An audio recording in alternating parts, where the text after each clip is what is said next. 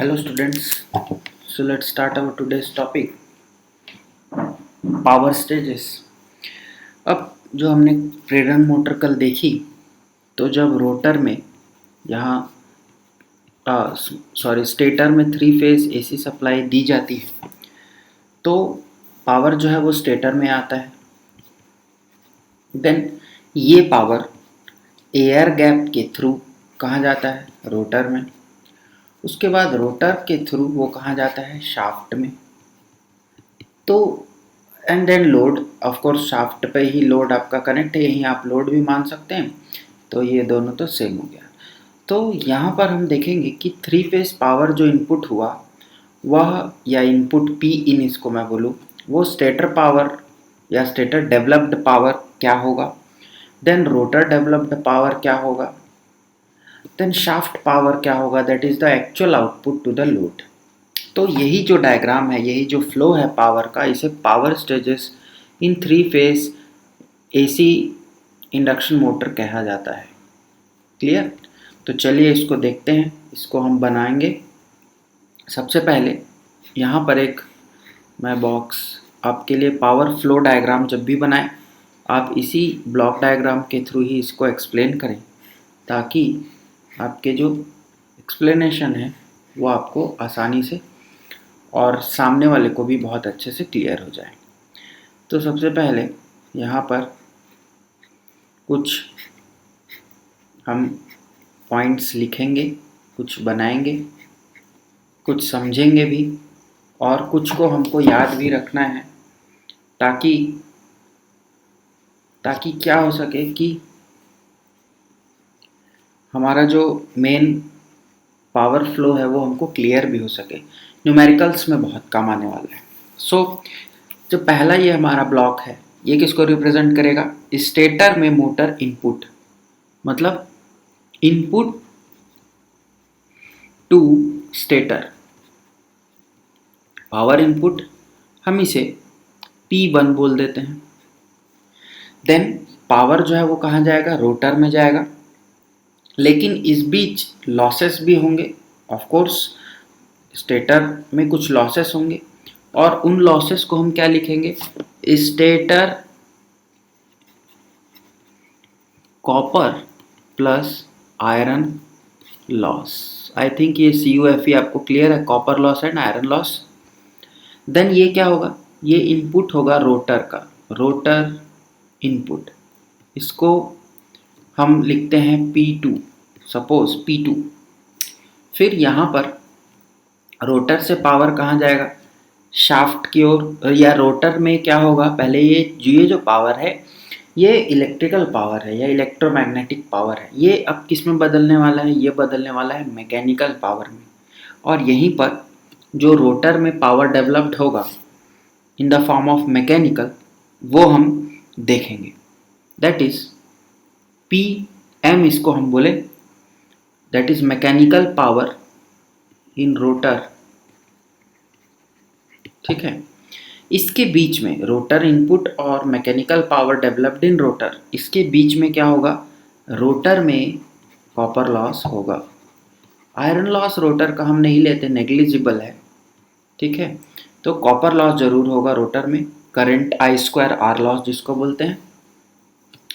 और इसके बाद जो ये पावर डेवलप्ड हुआ मैकेनिकल, ये ग्रॉस पावर है, या टॉर्क जो डेवलप होगा ये ग्रॉस टॉर्क है, इसलिए हम इस स्टेज पर इसे TG लिखते हैं, कुल टॉर्क, टोटल टॉर्क, या इसी को ग्रॉस टॉर्क भी बोलते हैं, TG।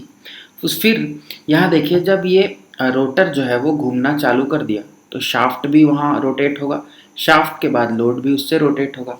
बट क्या पूरा का पूरा रोटर में जो पावर डेवलप हुआ वो शाफ्ट पहुँचेगा? नहीं, इस बीच में एक लॉसेस और होंगे, and that losses will be the windage and frictional losses, घर्षण और वायव्य, मतलब घर्षण के कारण। और यहाँ पर जो हवा है, जब ये रोटर रुका हुआ था तो वहाँ हवा थी, अब जब ये रोटर घूमेगा तो उस हवा को क्या करेगा? वो काटेगा, तो हवा क्या करेगी? उसको अपोज करेगी, ये विंडेज लॉस हुआ। और फ्रिक्शनल लॉस का मतलब घर्षण बेयरिंग्स और जो भी मैकेनिकल सपोर्टिंग डिवाइस लगे हुए थे शाफ्ट पे, वहाँ पर क्या होने लगेंगे, वहाँ पर हमारा मैकेनिकल टाइप का जो रेजिस्टेंस है जिसके हम फ्रिक्शनल लॉस के फॉर्म में देखेंगे। और यहाँ पर जो पावर होगा यही होगा actual power, that is P out. इसको आउटपुट पावर भी बोलेंगे या फिर इसको रोटर आउटपुट भी बोलेंगे, ठीक है। देन इसी को ही हम टी आउटपुट टॉर्क भी बोलेंगे, ओपी लिख सकते हैं, या इसी को नेट टॉर्क भी कहा जाता है, ग्रॉस टॉर्क और नेट टॉर्क, मतलब एक्चुअल टॉर्क जो हमें मोटर से मिलेगा। ये तो डेवलप्ड टॉर्क है, इतना नहीं मिलता। Actual torque is something different. तो ये तब पावर स्टेज हमारा हो गया इसका इंडक्शन मोटर का। Input power that is P1, stator में लॉसेज हुए, फिर रोटर इनपुट हुआ P2, रोटर में कॉपर लॉस हुआ, देन पावर डेवलप्ड हुआ, मैकेनिकल पावर कन्वर्ट हुआ पावर जो कि ग्रॉस टॉर्क बना। ये टॉर्क में विंडेज और फ्रिक्शन लॉस घटाए तो क्या मिला हमें, total output power, that is total rotor output, और उसको टॉर्क के फॉर्म में बोलें तो टॉर्क आउटपुट और नेट टॉर्क आउटपुट। अब सपोज यहाँ पर हम कुछ इक्वेशंस के फॉर्म में इसको रिप्रेजेंट करेंगे, तो दैट इज रोटर इनपुट को मैं क्या लिख सकता हूँ, रोटर इनपुट ये जो पावर है यहाँ से ये पावर माइनस हुआ और ये आउटपुट हुआ, तो रोटर इनपुट किसका किसका सम है, स्टेटर आउटपुट, स्टेटर या rotor input that is P2, sorry यहाँ पर मैं इसको P2 लिखूंगा, या फिर चलिए यहीं से स्टार्ट करते हैं। P1 जो है वो किसका है, stator losses plus P2 that is rotor input, है ना। और आउटपुट जो मैकेनिकल पावर डेवलप्ड होगा PM that is equal to P2 minus the rotor copper loss. ये आपको क्लियर है, ये जो PM यहाँ डेवलप हो रहा है इसमें से जब इनपुट P2 में से हम क्या निकालें, रोटर की कॉपर लॉस को माइनस कर दे तो ये मैकेनिकल पावर डेवलप्ड मिलेगा। अब सपोज हमारी जो मशीन है, मोटर है, that is rotating at n speed, RPS, S यहाँ लिखेंगे, let speed is n RPS revolution पर सेकेंड, और TG is the gross torque, है ना, न्यूटन मीटर में होगा ये। तो यहाँ पर जो इक्वेशन बनेगा TG into 2πn that is equal to PM। यहाँ देखिए जो ग्रॉस टॉर्क होगा ये पावर डेवलप्ड मैकेनिकल है और ये ग्रॉस टॉर्क है। देखिए ये जो पावर डेवलप्ड है दैट इज इलेक्ट्रिकल, बट ये है टॉर्क इज मैकेनिकल, तो उन दोनों को हम रिलेट कर रहे हैं, इक्वेशन लिख रहे हैं। तो उसके लिए क्या हो जाएगा, gross torque TG into 2πn is equals to क्या होगा, पावर डेवलप्ड PM। तो यहाँ से हम क्या लिख सकते हैं, TG is equals to PM upon 2πn, where n is speed in RPS, और ये किस में आ जाएगा, न्यूटन मीटर में आ जाएगा। इसका यूनिट जो होगा वो न्यूटन मीटर में होगा। क्लियर, इक्वेशन नंबर 1 लिख देते हैं इसको। आगे देखते हैं। अब मान लीजिए कि rotor has no copper loss नहीं हुआ है रोटर में, तो क्या हो जाएगा, TG जो है यहाँ पर देखिए ये जो मैकेनिकल पावर डेवलप था ये रोटर लॉस को हम माइनस कर दे रहे हैं, जीरो मान ले रहे हैं, कुछ भी नहीं, तो यही पावर यही इनपुट हो जाएगा, रोटर का इनपुट हो जाएगा। तो मतलब ये लिख सकता हूँ क्या कि P2, इसको ऐसे लिख सकते हैं TG is equals to P2 upon 2πn newton metre, ये भी लिख सकते हैं, इक्वेशन नंबर 2। क्लियर। अब 1 और 2 इक्वेशन से हमें क्या मिलेगा, 1 और 2 इक्वेशन से हमें ये मिलेगा, फ्रॉम 1 एंड 2 हमें ये मिलेगा कि जो PM है that is equal to TGW, ठीक है, that is TG into 2πn m, और रोटर का जो आउटपुट है, इनपुट है sorry, rotor input is P2, वो क्या मिलेगा TGWS। यहाँ स्पीड जो है वो सिंक्रोनस स्पीड हो जाएगी और WS ओमेगा S, ठीक है, और ये हो जाएगा TG इंटू 2 पाई NS। तो रोटर कॉपर लॉस क्या होगा, रोटर कॉपर लॉस, उसकी वैल्यू हो जाएगी ताम्र हानि की P2 माइनस PM। देखिए टॉर्क इनपुट है P2 और PM, उसमें हम रोटर कॉपर लॉस को घटा दिए तो क्या मिल गया, PM मिल गया हमें। क्लियर। तो यहाँ से हम क्या करेंगे, यहाँ से हम देखेंगे कि जो हमारा रोटर कॉपर लॉस का जो इक्वेशन बनेगा उसमें क्या पुट करेंगे हम P2 माइनस PM। अब इसको हम क्या कर लेते हैं, इसको इक्वेशन में लिख लेते हैं, तो TG कॉमन चला जाएगा और यहाँ 2 पाई भी कॉमन है, TG के साथ साथ 2 पाई भी कॉमन है। यहाँ हम लिख सकते हैं NS minus N, equation number 3 डाल देते हैं इसको।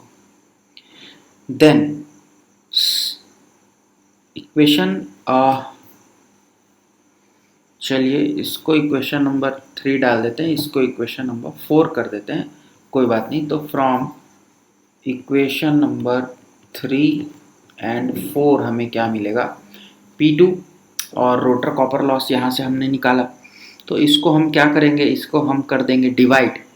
तो rotor copper loss upon rotor input, ठीक है, ये कॉपर लॉस का था P रोटर कॉपर लॉस और ये P2, ठीक है, इज इक्वल्स टू क्या मिलेगा, तो ये देखिए TG 2 pi cancel, NS minus N upon N NS, तो ये मिलेगा NS minus N upon NS, तो that is equal to nothing but slip. तो मोस्ट इम्पॉर्टेंट फॉर्मूला यहाँ हमें मिला, क्या मिला कि rotor copper loss is equals to S times of rotor input, और इसी को हम P2 बोलते हैं। क्लियर, ठीक है।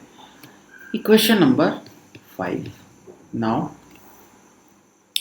यहाँ पर एक चीज और कि total rotor output mechanical power developed यही होगा, वो क्या होगा P2 minus rotor copper loss.